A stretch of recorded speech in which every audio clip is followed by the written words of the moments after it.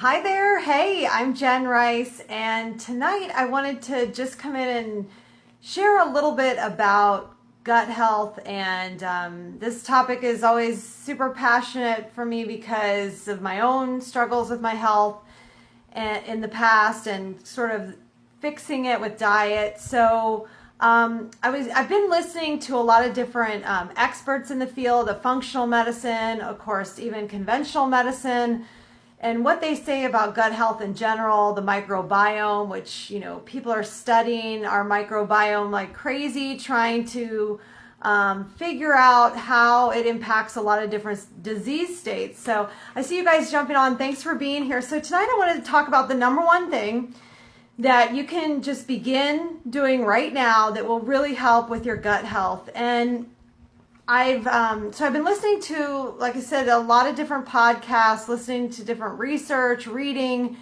and oftentimes experts in functional medicine or even integrative practice, they'll be asked, what's the number one thing that someone can do to go into gut healing now? And most of the time, many of the physicians, practitioners will say, well, you want to stop eating, processed foods, stop eating junk. Hey, Keely, thanks for being here. Stop eating the junk. I mean, a lot of this, like we already know, like when they say that, I kind of go, well, duh, don't eat things that are, that we love to, that I used to love to eat, like things that were super sugary and processed and delicious and quick and easy, right? I get that those aren't, the more handled and broken down, the more junk's in there, and it's not healthy. So I've done a lot of switches myself personally. But what I found was interesting is a lot of times now I'm hearing a different answer besides like what not to do, but what to do. And the number one thing that we can do is start eating more fiber. And I sort of wondered, like, what exactly does this mean? Because I don't know about you, but when I think about fiber, all I can think about is like, I don't know, powdery Metamucil, citric, I don't even know, the brands that like people mix up and it looks terrible. And I'm thinking, is that what it means to have more fiber? But that's probably my own block doing that, because it's not really, we can get fiber from a lot of sources, and it's not just like mixed in a cup. And in fact, it's probably better for us to get it from natural sources that are easy for us to get it from. So those would be things like vegetables, fresh fruits, fresh vegetables. And then I wonder, well, like how much of that do you have to eat to get where you need to go? And so, I'm going to loop this back around, but I want to share real quick about a study that had to do with diabetes. So basically type 2 diabetes and, gut bacteria. So blood sugar levels and gut bacteria. You'll see a lot of conventional medicine is looping into this now. They're doing a lot of different research on how improving your gut bacteria can help with certain chronic diseases, which we once thought were only going to be helped by medications, maybe of course lifestyle changes, but what if it's exactly food-based, right? So in a study in China, they took 27 people that had type 2 diabetes, and they put them on a high fiber diet. They pretty much had the same caloric intake, and they were given, so the average American, we eat like 16 grams of fiber a day roughly, is like what we would normally get in a regular diet. And they put them on about 37 grams of, oh, good, Sarah, you're on here. That'll be helpful. Yeah, so this study, they had them go to 37 grams of fiber. And what they found after 12 weeks, and all they didn't change anything else with them. They still kept taking their diabetes medications. They kept doing all their normal stuff. And then they just did this higher fiber diet, right? And what happened was all the participants, not only they got healthier, they lost weight, they had better blood sugar control. So now there's a lot more. Now I know I cited a study here in China. I don't know why it was in China. It was actually even, this was like a WebMD report, but I don't know if maybe there's not enough money in testing that here.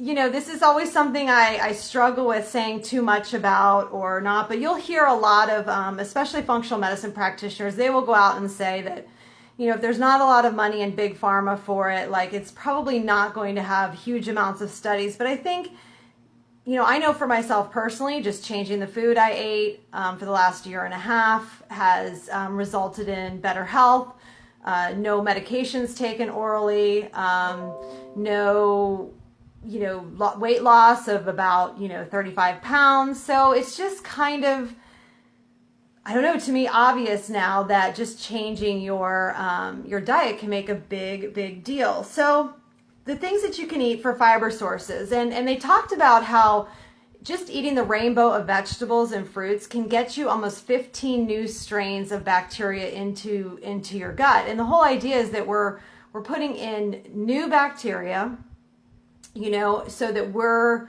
giving competition to things. Hey, Natalia, thanks for being here. Getting things that are going to give competition to the not so good bacteria that can sometimes overrun our systems. So things would be like oats. We talked a lot about fruits and vegetables. Those were a given, but oats, beans, I mean, tread carefully with beans depending on how you do with them in general. Something they talked about, lotus seeds. I'm not familiar with those. I'm not even sure I've eaten that. Maybe someone else knows what those are, and I don't know, but that was in the take-home points for fiber.